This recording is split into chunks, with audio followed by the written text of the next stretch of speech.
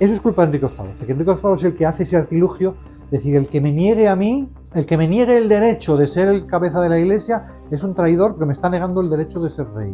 Realmente conocemos que existieron persecuciones religiosas en Inglaterra. La gente es tan sumisa en Inglaterra, tan fiel a la monarquía que le siguen teniendo buena consideración, que es un tirano, ¿no? Y nada, él manda que en todos los pueblos se cuelgue a gente para escarmiento, él lo que quiere es provocar terror. Pero el hecho mismo de que tú niegues que la iglesia en tu país esté conectada con el resto, eso es inaceptable para un cristiano, ¿no? Y sin embargo los ingleses, ¿por qué se sublevan contra el rey? Porque les quieren cambiar la religión. A veces pensamos que el anglicanismo es muy parecido al catolicismo, solamente porque ha conservado los sacramentos. Pero ellos fingen que Inglaterra nunca ha sido ocupada, Inglaterra ha sido ocupada continuamente, continuamente. ¿Qué no nos han contado del anglicanismo? ¿Por qué Enrique VIII decide separar a Inglaterra de Roma? ¿Había motivos para pensar que el Papa se inmiscuyó en la política inglesa? ¿Fue el primer Brexit inglés? ¿Cuántas personas ejecutó Enrique VIII? ¿Por qué no se habla de los mártires católicos de Inglaterra? Hoy entrevistamos al historiador Santiago Mata, quien dará a conocer el anglicanismo desde todas sus facetas, tratando de entender el punto de no retorno entre Roma y Londres. Suscríbete, porque comenzamos. Es un tema que siempre discutiremos, ¿hasta dónde se puede meter el Papa? Pues vale, yo no niego que el rey tiene un ámbito de independencia y que puede decir al Papa aquí no te metas, vale, pero tiene que existir un Papa para dar unidad al cristianismo, eso es lo único que afirman los católicos. Bienvenidos un día más a Trincheras Ocultas, bienvenidos a un nuevo programa que me hace muchísima ilusión presentar, porque hemos improvisado por aquí un set, lo van a ver que parece esto propio de una televisión, no tenemos tantos medios, pero hacemos siempre lo posible para transmitir estos mensajes históricos como lo vamos a hacer hoy aquí en Trincheras Ocultas con Santiago Mata. Él es autor de un libro que ha salido recientemente publicado con la editorial Secotia y va a tratar las persecuciones religiosas en Inglaterra. El nombre lo vamos a tener ahí en pantalla, Mártires de Inglaterra. Vamos a conocer qué hay detrás de todo esto. ¿Qué persecuciones? ¿Cómo vivieron los católicos en el siglo XVI, XVII, XVIII? Todo esto lo vamos a conocer de la mano de uno de los grandes expertos en este tema, como es Santiago Mata. Muchísimas gracias, Santiago, por abrirme tu casa y organizar este set que hemos hecho aquí. Hola Javier, bienvenidos a todos. Y lo primero de todo, Santiago, claro, ¿cómo te surge la curiosidad por este tema? ¿De dónde te ha venido esta curiosidad? En realidad yo como historiador ya había escrito sobre temas de martirios en la Guerra Civil Española, en la época del siglo XX, porque es mi tema de tesis.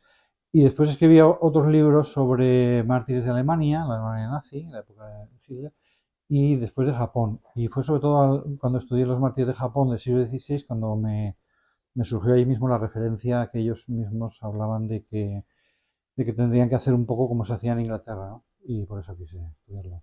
¿Y piensas que está bastante olvidado todo esto que has estudiado? ¿Realmente conocemos que existieron persecuciones religiosas en Inglaterra, siglo XVI sobre todo? Bueno, se conoce la división de Europa a raíz del protestantismo y todas las guerras que eso supuso. Pero digamos que efectivamente los martirios se tratan muchas veces como un episodio, como una parte del enfrentamiento religioso, ¿no? Cuando en realidad el martirio es una cosa un poco más especial, porque son las personas que renuncian a la violencia y prefieren mantener la fe y por esa, digamos, defensa pacífica de la fe son asesinados, ¿no? Entonces, efectivamente, el caso de Inglaterra son poco conocidos, salvo algunos grandes mártires como Tomás Moro, ¿no? Santo Tomás Moro, quizá por haber sido primer ministro, sí es más conocido.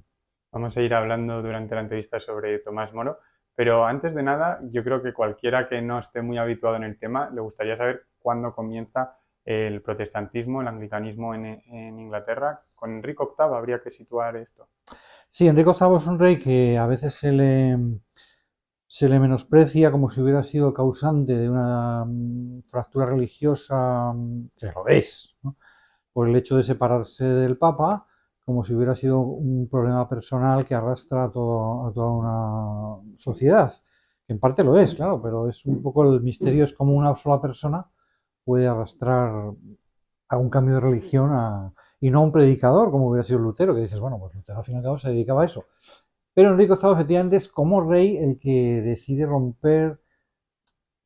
En realidad es una ruptura que nosotros tendemos a ver solo como un divorcio, ¿no? Como si fuera consecuencia. Pero es una ruptura mucho más profunda, es un auténtico Brexit lo que hace Enrique VIII, porque realmente él galvaniza un movimiento que llevaba siglos, que en definitiva es la lucha casi perpetua entre el poder civil y el poder religioso, ¿no?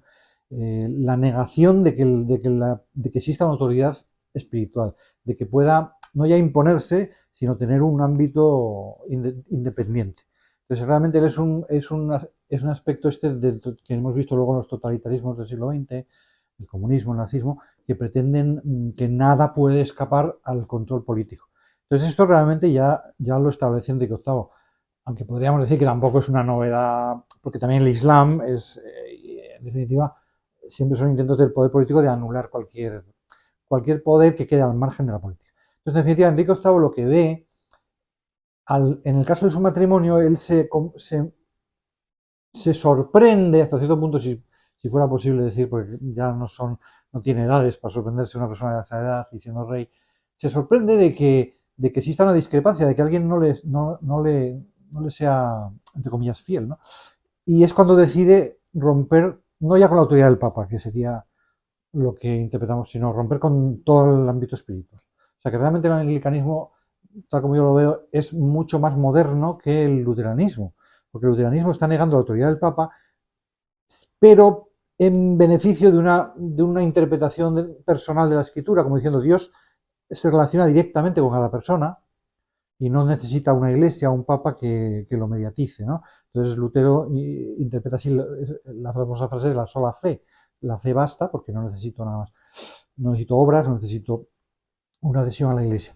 En cambio, Enrique VIII va más allá porque él niega que exista una relación personal con Dios. Es decir, lo único que existe es el poder político y el poder político lo abarca todo y no existe la esfera espiritual. Espero que les esté gustando esta entrevista con Santiago Mata. No olviden que todo aquel que quiera hacerse con este libro sobre los mártires de Inglaterra, les voy a dejar por ahí abajo el link en la descripción. Y también decirles que estos vídeos tienen muchísima repercusión, todos los que tienen que ver con la cristiandad en el siglo XVI, con esos cismas religiosos, con la aparición de Martín Lutero, con Juan Calvino o precisamente con el anglicanismo de Enrique VIII.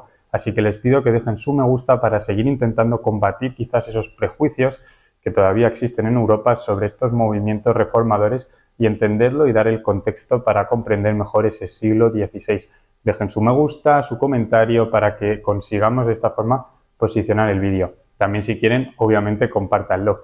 Y me van a permitir que les diga que estos vídeos de Trincheras Ocultas no serían posibles sin el apoyo que me realizan a través de Patreon para que con esa contribución voluntaria consigamos seguir mejorando Trincheras Ocultas, llegar a más historiadores y realizar más vídeos sobre estos temas. Sin su apoyo esto no sería posible. Así que muchísimas gracias a todos, perdón por este inciso y espero que sigan disfrutando de esta entrevista con Santiago Mata. Entonces, Santiago, podríamos hablar de una religión política, lo que crea. Sí, eso además lo has mencionado tú en alguno de los vídeos donde hablas de que el anglicanismo es una politización de la religión. De hecho, él además, claro, la única peculiaridad que hace es que obviamente no lo universaliza, lo reduce a Inglaterra, como si Inglaterra fuera diferente de todo, por eso digo que es un Brexit avant la lettre. Y en el fondo esa es la explicación, que es un desengaño. Enrique VIII lo que hace es decir, bueno, ya que no puedo conquistar Francia, que es la gran ambición de los de Inglaterra, y de hecho es la única razón de ser de la monarquía, reinar en Francia, y su padre se firma en las cartas que escribe a los reyes católicos, incluso después de muerto el hermano mayor de Enrique, cuando va a casar a Catalina con Enrique, todavía firma, el año de su muerte, 1507, todavía firma Enrique VII, rey de Inglaterra, rey de Francia, señor de Irlanda. Es decir, que para ellos Irlanda no tenía ninguna importancia, era una isla donde, lógicamente, son vecinos y se tienen que ocupar de ellos, pero ellos son normandos, son de ascendencia, han sido invadidos por los normandos, ellos saben que lo importante se cuece en el continente. En el fondo tenemos una visión muy, muy deformada de Inglaterra cuando pensamos que los ingleses se creen el fin del mundo. Eso no es más que una careta.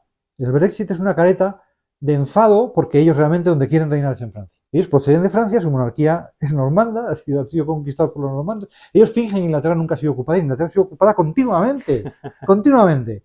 Incluso en esta época, el rey Carlos II, porque se hace católico, no tiene ningún inconveniente los nobles ingleses en llamar a Guillermo de Orange y que conquiste y que invada Inglaterra. Y eso, eso no cuenta. Ellos dicen que Inglaterra hace miles de años que no ha sido... La última invasión que cuentan es la de los normandos, ¿no? Sí, pero ellos han sido invadidos continuamente. Lo que pasa es que las invasiones que les favorecen o que ellos... no, esas no cuentan, ¿no? Entonces, claro, la de la Revolución Gloriosa de 1588 es una revolución, pero si es una invasión, si es un rey de Holanda que viene a invadir. Pero bueno, quiero decir con esto que me estaba perdiendo un poco. Estábamos hablando de que para él es un desengaño, que los reyes de Inglaterra quieren reinar en Francia y han estado 100 años, en la guerra de los 100 años, intentando gobernar Francia. De hecho, iban ganando a Agincourt en 1415. Es una derrota francesa, así que los reyes de Inglaterra van ganando y de repente pierden. Y entonces ellos son la gente isleña es muy conspirativa, es decir, siempre busca las causas. ¿Por qué habré perdido? Alguien ha tenido que conspirar contra mí, ha habido aquí una conspiración, alguien me ha hecho perder cuando yo iba ganando, y es una realidad. Entonces ellos se la echan la culpa, lógicamente, a los franceses, pero también a los papas, porque los papas en esa época vivían en Francia. El papado de Aviñón, no olvidemos que es anterior a la guerra de los 100 años. Es decir, los reyes de Francia muestran su influencia sobre el papa, haciéndole trasladar su residencia a Aviñón en 1314. Es decir, todavía antes de empezar la guerra de los 100 años. Y cuando acaba la guerra de los 100 años, al final de Aviñón hay incluso un cisma. Cuando el Papa vuelve a Roma, los franceses todavía eligen un antipapa para que se quede, para dividir la Iglesia, para seguir teniendo más influencia, etc. Y ahí hay 70 años después además de residir en Aviñón, encima hay un cisma, ¿no? Entonces, ¿qué pasa? Que nos olvidamos de que en esa época del cisma de Aviñón, cuando España y Francia eran cismáticas, estaban con el Papa de Aviñón, Inglaterra estaba con el Papa de Roma. O sea que Inglaterra se siente mal pagada porque ha apoyado la verdad, ha apoyado al Papa de Roma y el Papa le paga apoyando al rey de Francia en la guerra de los 100 años, que al final la gana Francia, ¿no? Y entonces está como ese rebote de decir, pues ahora me quedo en mi isla y os vais a enterar. Y entonces como que le echa la culpa a la Iglesia. Y por eso digo que es efectivamente una imposición del poder político, pero que tiene su sentido, es decir, que no surge de la nada, no es un enfado porque se quiere divorciar, tendemos a darle demasiada... Es cierto que es el momento, 1534, cuando el rey impone esas leyes de sucesión y de supremacía, pero el hecho de la supremacía ya es algo que ya habían hecho los reyes de Francia, que ya se vivía el patrocinio de los reyes sobre la Iglesia en España. Es decir, que no es nada extraño el que el rey imponga su autoridad en la Iglesia. El problema es que se va de frenada Enrique VIII y suprime al Papa. O sea, ya no es simplemente que yo tengo derecho a controlar los nombramientos de obispos, sino que el Papa no tiene ninguna autoridad en Inglaterra. Ahí es donde ya se pasa de frenada y se convierte él en Papa. Entonces, en ese sentido, es una religión que se ha convertido en política, porque si el rey es el Papa, ya no hay ninguna diferencia entre la autoridad política y la espiritual. En ese sentido, es mucho más revolucionario que Lutero. Bueno, yo creo que estamos todos sorprendidísimos porque es verdad que el contexto histórico muchas veces se obvia, ¿no? Cuando hablamos de lo que ocurrió con Ana Bolena, no nos vamos a esa guerra de 100 años. Y creo que gracias, Santiago, por darnos esta ahora visión que posiblemente ahora lo podamos situar todo un poco más. Pero quizás después de esto de Enrique VIII, Inglaterra se sumerge en unas luchas fratricidas, o ¿cómo tú ves ese escenario en Inglaterra? Quizás las luchas entre católicos, ingleses, católicos, perdón, y anglicanos. ¿Qué sucede realmente ahora en la isla? Ya es muy difícil crear un poder geopolítico con tanta lucha interna. En realidad, en Inglaterra no hay una resistencia católica como tal, no hay guerras de rebelión. Hay una pequeña rebelión que le llamamos la peregrinación de Gracia, que ni siquiera se atreven a llamarlo rebelión, le llaman peregrinación, tiene tanto respeto al rey. Es respeto más que miedo, ¿eh? O sea que aunque Enrique VIII daba miedo, porque cortaba cabezas como... Pero en el año 36, o sea, si Enrique VIII impone la supremacía en el 34, que la aceptan todos los obispos, menos uno, menos John Fisher, que es ejecutado. Y luego inmediatamente empieza ya a legislar para cambiar la iglesia, y lo que hace es suprimir los monasterios, ¿no? Suprimir las órdenes religiosas, suprimir las abadías, pero es a lo bestia, porque nosotros hoy día vamos a Inglaterra y pensamos que es un país cristiano, que conserva monumentos, pero Enrique VIII destrozó todas las... O sea, no es como, ni siquiera como la desamortización de Mendizábal, que en España dio lugar a la desaparición de muchos conventos y abadías, pero no directamente destrucción, pero él sí que los destruyó. En el año 36 y 37, con la supresión de los monjes, directamente los mata y los expulsa y destruye y reparte entre sus amigos. Es un reparto de la propiedad, lo que hace es un cambio de la forma de instaurarse. Entonces realmente ahí los únicos que protestan, te digo, la jerarquía católica se callaron todos menos un obispo, todos los demás aceptaron, y sin embargo es el pueblo el que protesta, pero no protesta en parte por la supresión de las órdenes religiosas, pero protesta también por los 10 artículos que el rey ya empieza a cambiar la doctrina.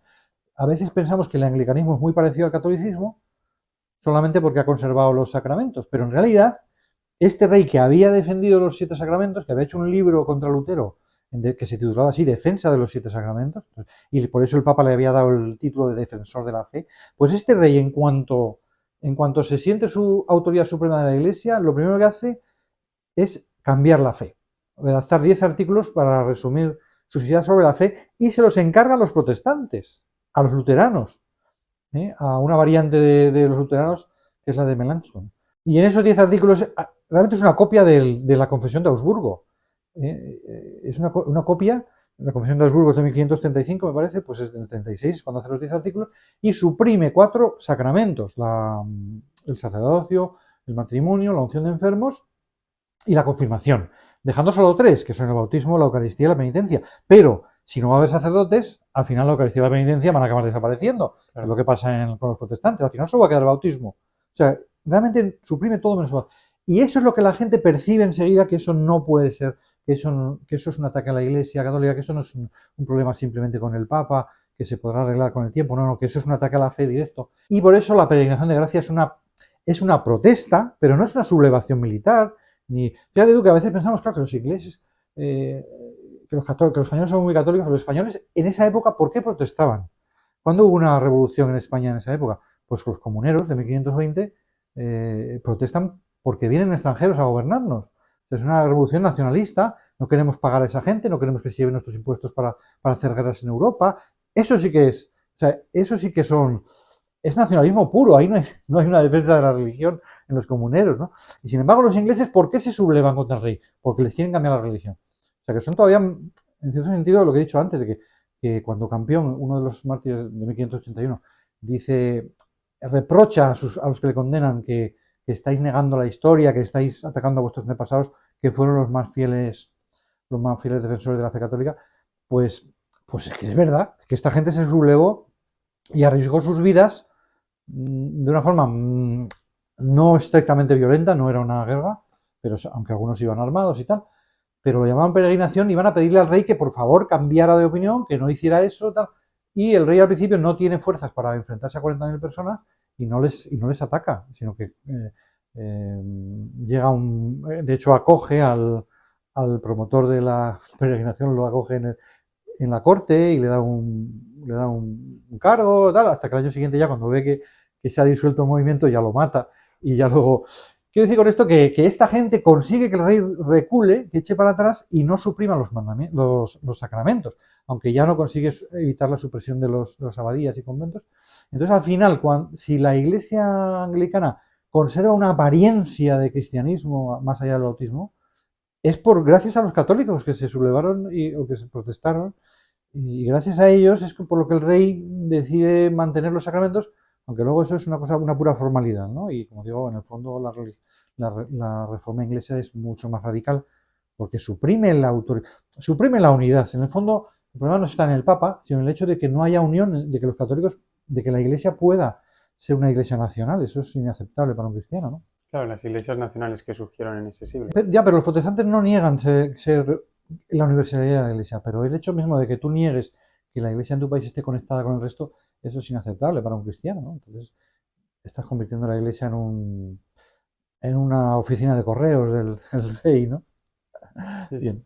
Pues eso, en definitiva, no sé si he respondido a la pregunta. Sí, no has respondido. Además, como haces el contexto, siempre viene bien En el libro recoges los mártires de 1535 y más allá de meternos en estos mártires, en Enrique VIII se sabe unas cifras de cuánta gente pudo haber sido, o es muy complicado. Es muy complicado, sí, porque fíjate tú que la represión de la peregrinación de Gracia, que lo hace al año siguiente, pues él manda a matar cientos y miles de personas, pero no sabemos cuántos son auténticos rebeldes o cuántos simplemente es una represión bastante indiscriminada. Él manda que en todos los pueblos se cuelgue a gente para escarmiento, es lo que quiere es provocar terror. Entonces, por eso digo, la persecución religiosa está disfrazada de persecución a los traidores. Y eso es lo que ha quedado eso es bastante la herencia. En definitiva, Enrique VIII mató a 70.000 personas. Se calcula que ejecutó a 70.000 personas, entre unas cosas y otras. Muchísima gente, claro. Es un rey muy sanguinario y sin embargo le llaman Good King Henry, ¿no? O sea que la gente es tan sumisa en Inglaterra, o tan fiel a la monarquía que le siguen teniendo buena consideración, que es un tirano, ¿no?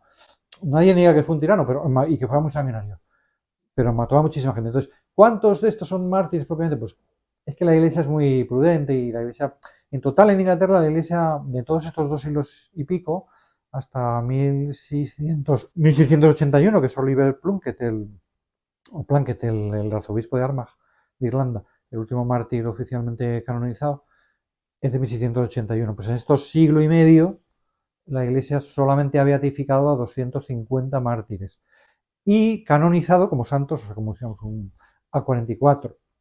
De la época de Enrique VIII, pues prácticamente solo San Juan Fisher, el obispo, que no firmó o que no aceptó la supremacía, y Santo Tomás Moro. También la beata Margaret Pole, que fue aya de la reina María Tudor y madre del cardenal Pole, también fue ejecutada en el año 41. 3 mártires del año 1540 que fueron ejecutados porque habían defendido el matrimonio. Es decir, son siempre casos muy puntuales, por eso digo, la iglesia canonizar o beatificar siempre son muy poquitos frente a esos miles que murieron. En el caso de la peregrinación de Gracia, pues en la represión murieron miles y es decir, que en la época de Enrique VIII fueron ejecutados muchos miles, pero claro, luego están las guerras, ya en la época de Isabel. Las guerras, la represión de los levantamientos de los nobles del norte, de 1669, 67, 68, y la consecuente rebelión de Desmond en Irlanda, ahí ya fueron muchos miles de muertos. Y ya si hablamos del siglo XVII, pues Cromwell en Inglaterra mató 1.000.000, que ya es 1.000.000 de muertos. Luego O en sea, Irlanda.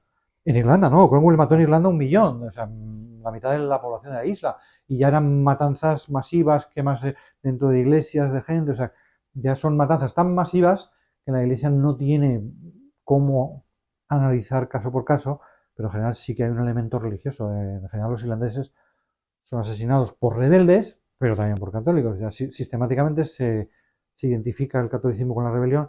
Eso es culpa de Enrique VIII. Que Enrique VIII es el que hace ese artilugio, es decir, el que me niegue a mí, el que me niegue el derecho de ser el cabeza de la iglesia, es un traidor porque me está negando el derecho de ser rey. No, porque yo he identificado al rey como jefe de la iglesia.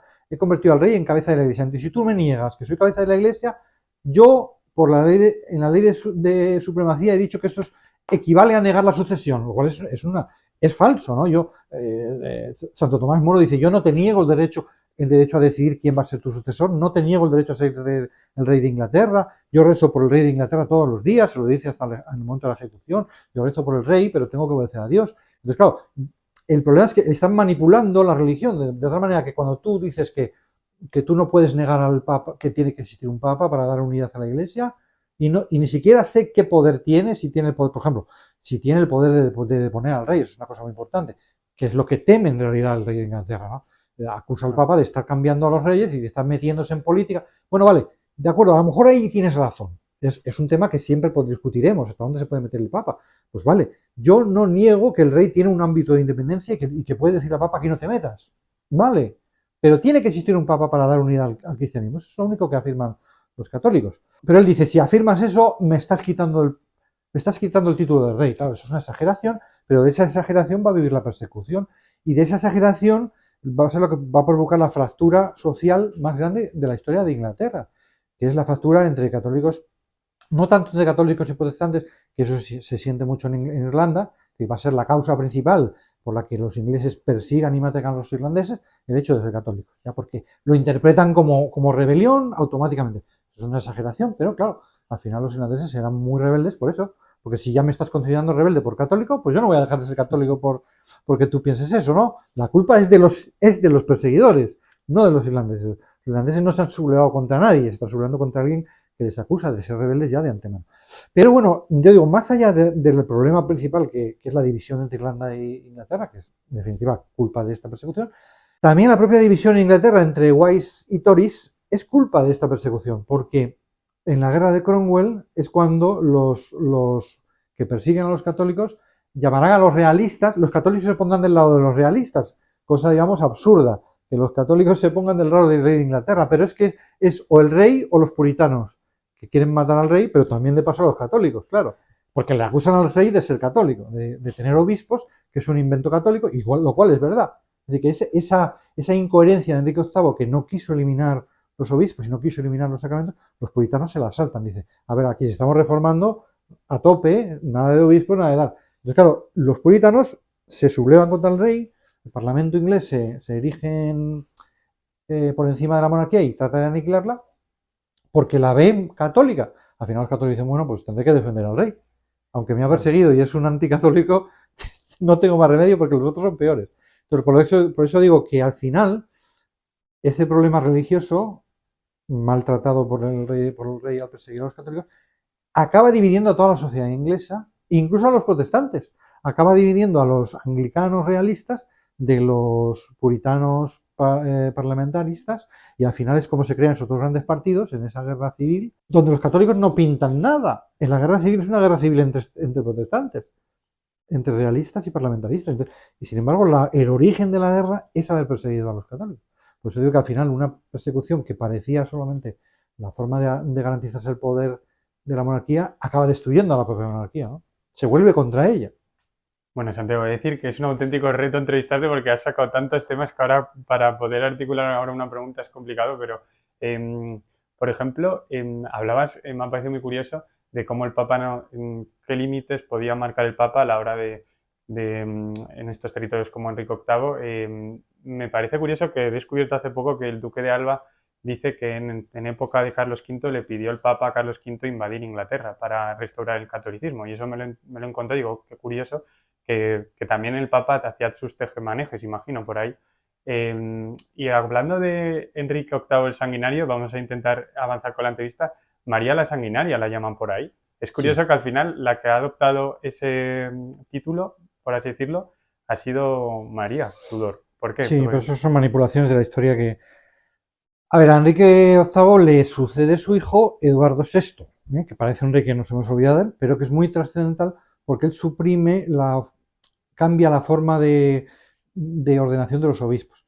Es decir, él pasa de ese proyecto de su padre, que era de hacer una copia del luteranismo, a hacer una copia del calvinismo, ¿vale? Él copia el calvinismo. Él hace una nueva fórmula de ordenación de obispos que anula por completo. Enrique VIII respetó a los obispos, serían cismáticos, era un cisma, se habían separado de Roma, pero seguían siendo obispos y podían ordenar sacerdotes, aunque él quería, no anuló al final el sacramento del orden, pero Eduardo VI, sin quererlo, entre comillas, al adaptarse al modo de pensar calvinista, aunque mantendrá a los obispos, les hace jurar con una fórmula que los hace inválidos, porque en la historia ha habido muchos cismas, muchas separaciones, pero, por ejemplo, las iglesias orientales siguen teniendo obispos válidos y la Iglesia Católica reconoce la validez de los ortodoxos de las ordenaciones, ¿no? Porque mantienen la fórmula tradicional de ordenación de obispos, ¿no? O sea, no rompen con la unidad de la Iglesia en ese sentido. Pero resulta que los anglicanos, en la fórmula que pone Eduardo VI, en 1550, en el libro de oraciones, sustituyen los misales por los libros de oraciones y tal, elimina la misa y tal. Bueno, en esa ordenación hay una expresa negación del poder del Papa. O sea, los ortodoxos a lo mejor no mencionan al Papa o no se someten al Papa o no dejan que el Papa nombre los obispos. Pero una cosa es eso y otra cosa negar decir que el Papa no tiene ningún poder en Inglaterra, ¿no? Que el Papa no tiene poder sobre la Iglesia. Es como meterte con alguien en una forma... O sea, tú puedes someterte a la autoridad del rey, lo que quieras hacer. Entonces ellos no solamente meten al rey en la fórmula de de ordenación de obispos, sino que además excluyen específicamente que el Papa pueda tener nada que ver con la Iglesia. Entonces ya te estás excluyendo del cristianismo. Por eso digo que a partir de ese momento ya no hay obispos válidos en Inglaterra. Entonces, ese reinado pasa sin sangre porque no persigue a la Iglesia, aunque deshace la Iglesia en Inglaterra. Entonces luego tenemos los 5 años de reinado de María Tudor, que sucede a su hermano, a su hermanastro, por orden del rey. O sea que Enrique VIII ha desheredado a sus 2 hijas, pero no las ha excluido de la línea sucesoria. Ha puesto a su hijo varón como primero, pero me ha dicho, bueno, si este muere sin hijos, pues que le sucedan sus hermanas. Pero Eduardo VI duró poquísimo. Duró, bueno, a ver, murió el padre en el 47, 10 años casi. Pues 8 años, una cosa es así. el gran olvidado. Más que su hermana Sí. María. Sí, porque Enrique VIII muere en el 47, si no me equivoco, y él en el 54. Bueno, son Unos 8 6 años por ahí. o 7 años. Pero María duró 5 escasos. O sea que es que cambió la fórmula de ordenación de obispos y ahí ya introdujo una cuña calvinista que durará para siempre y que será la causa de ese conflicto entre los puritanos, que son calvinistas, y los que quieren permanecer o mantener esa apariencia de... Los puritanos son listos y se dan cuenta que esos obispos no valen, que eso es un tinglao, que son funcionarios del rey, que no tienen un poder espiritual, ¿no? Pero bueno, a lo que voy es Sí. Entonces María Tudor, la María Tudor fue muy prudente. Porque es que voy a retar a todos nuestros suscriptores que vayan a internet y pongan persecuciones religiosas Isabel I. No te sale nada. Felipe II no fue auténtico rey de Inglaterra. Era rey de Inglaterra, pero era consorte. Si tenían un hijo, ese hijo sería rey de Inglaterra. No podía ser rey de España. O sea, los ingleses le impusieron la exclusividad. Bueno, si tienes un hijo con nuestra reina, ese nos lo quedamos. Y no va a poder ser rey de España. Bueno, pues Felipe tuvo que tragar eso, aun siendo hijo de emperador